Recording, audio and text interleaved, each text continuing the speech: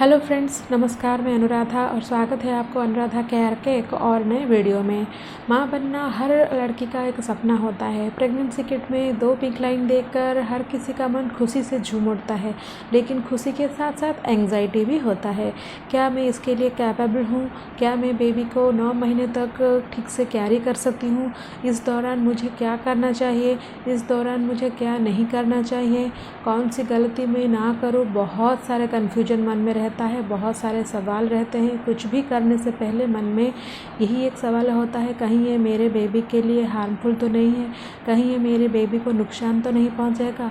हर कोई बस यही सवाल पूछते हैं कि हमें प्रेगनेंसी में क्या करना चाहिए, क्या नहीं करना चाहिए।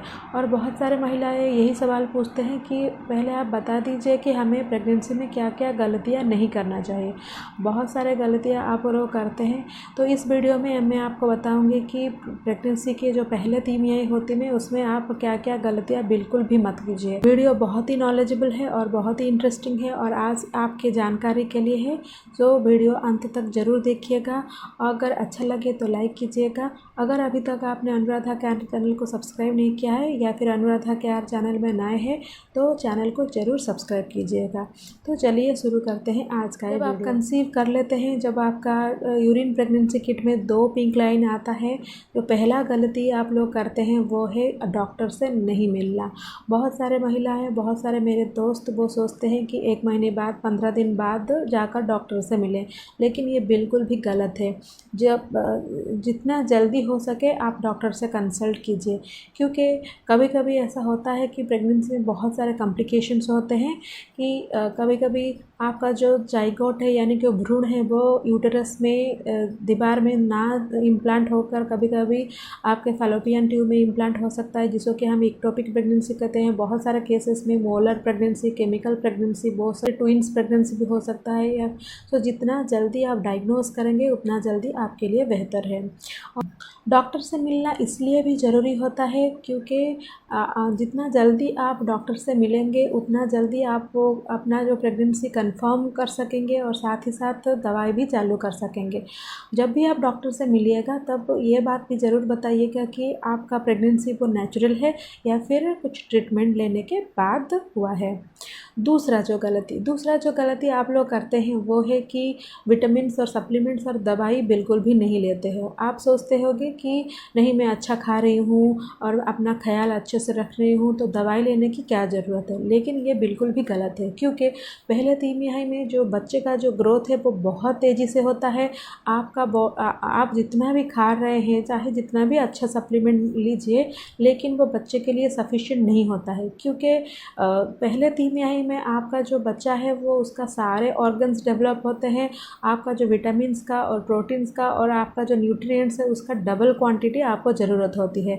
तो आप डबल तो नहीं खा सकते, इसीलिए आपको विटामिन्स और न्यूट्रिएंट्स और जो दवाई है उसको रेगुलरली सही समय पर लेना चाहिए। तो अगर आप नेचुरली कंसीव किए हैं तो उसके लिए दवाई अलग होता है, और अगर आप ट्रीटमेंट लेकर कंसीव किए हैं तो उसका भी दवाई अलग होता है। तो ये बहुत ज़रूरी होता है कि आप बताइए कि आपका नेचुरली प्रेगनेंसी कंसीव किए हैं या फिर आपने कुछ ट्रीटमेंट लेने के बाद ही ये प्रेगनेंसी कंसीव किए हैं। तीसरा जो गलती आप लोग करते हैं और बहुत सारे फ्रेंड्स मेरे करते हैं वो है कि डॉक्टर के पास, और प्रेगनेंसी कंसीव करने के बाद वो डॉक्टर के पास तो जाते हैं और डॉक्टर भी दवाई शुरू कर देते हैं, लेकिन वो क्या करते हैं ना, कुछ अगर उनका पहले से कुछ हिस्ट्री होता है, मेडिकल हिस्ट्री, सपोज जैसे कि डायबिटीज़ हुआ, हाइपरटेंशन हुआ, माइग्रेन हुआ या फिर कुछ अलग डिजीज़ हुआ, तो या फिर वो कुछ और फर्टिलिटी का ट्रीटमेंट ले रहे हैं, तो वो बिल्कुल भी नहीं बताते हैं।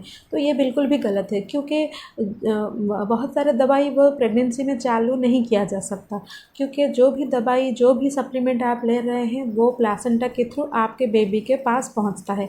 तो बहुत सारे दवाई प्रेगनेंसी में नहीं लिया जा सकता, तो इसी और प्रेगनेंसी के दवाई के साथ भी नहीं लिया जा सकता था। उसका बहुत सारे साइड इफ़ेक्ट्स होता है, या फिर उसका बहुत सारे इफ़ेक्ट्स हो सकते हैं। तो इसीलिए जब भी आप डॉक्टर के पास जाते हैं तो पहले तो यह बताइए कि आपका नेचुरल प्रेगनेंसी है या फिर आप कुछ ट्रीटमेंट लिए हैं।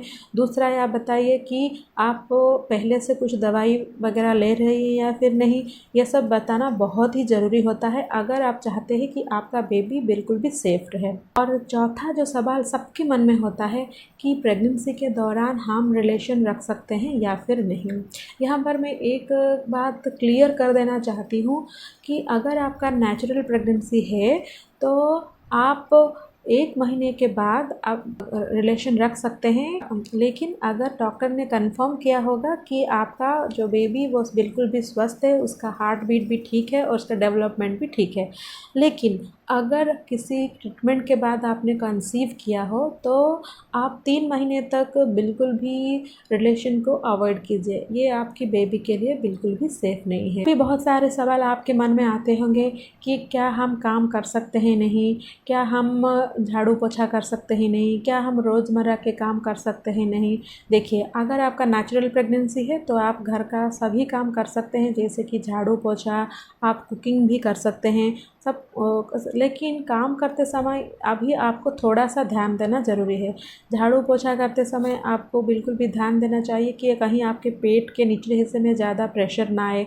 कुकिंग करते समय आपको ये भी ध्यान देना ज़रूरी है कि कहीं आप ज़्यादा समय तक खड़े होकर कुकिंग तो नहीं कर रहे, तो काम ज़्यादा देर तक मत कीजिए, बीच बीच में थोड़ा रेस्ट कीजिए, क्योंकि इस समय आपको एनर्जी का बहुत ज़रूरत होता है और प्रेगनेंसी का पहले तिमाही में टायर्डनेस भी बहुत जल्दी आता है। और एक सवाल बहुत सारे फ्रेंड्स के मन में आता है, क्या हम ट्रैवल कर सकते हैं या फिर नहीं।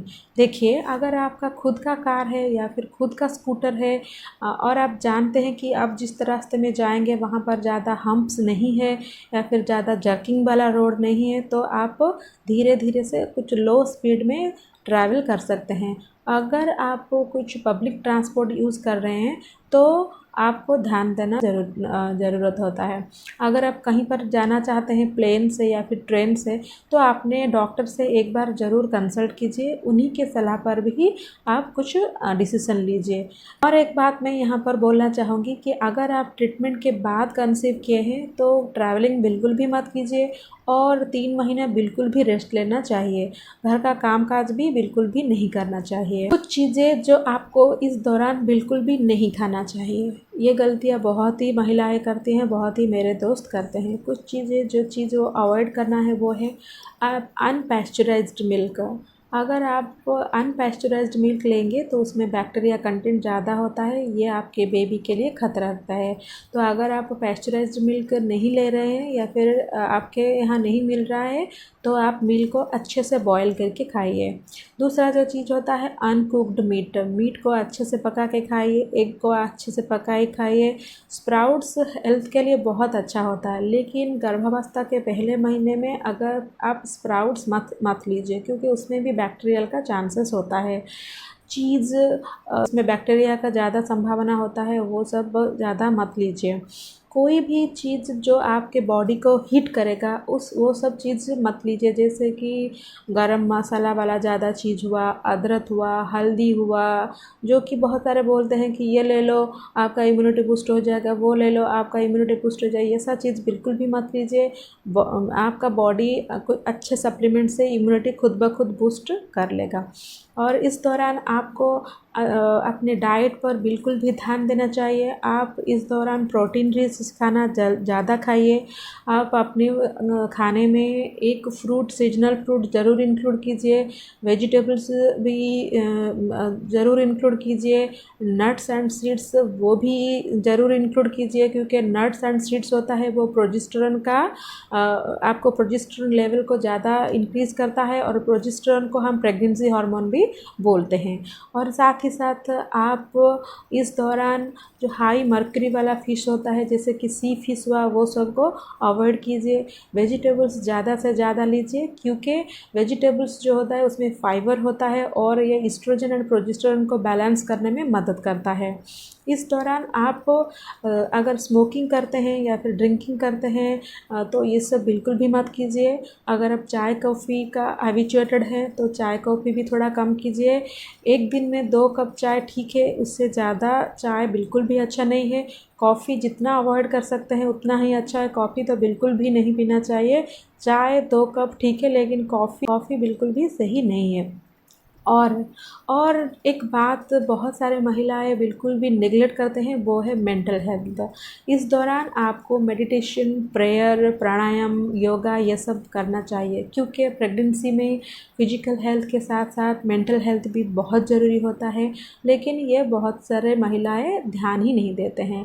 अगर आप मेडिटेशन करेंगे, योगा करेंगे, प्राणायाम करेंगे, काम रहेंगे, खुश रहेंगे, तो आपका बेबी वो भी बिल्कुल भी काम होगा, उसका IQ लेवल भी ज़्यादा होगा और साथ ही साथ वो एक अच्छा स्वस्थ, मानसिक तौर से स्वस्थ बेबी भी आपको पैदा होगा। और आपके मेंटल हेल्थ का बिल्कुल भी ध्यान दीजिए। स्ट्रेस बिल्कुल भी मत लीजिए। स्ट्रेस एक ऐसा एलिमेंट है जो कि प्रेगनेंसी के ऊपर बहुत ही एडवर्स इफ़ेक्ट डालता है।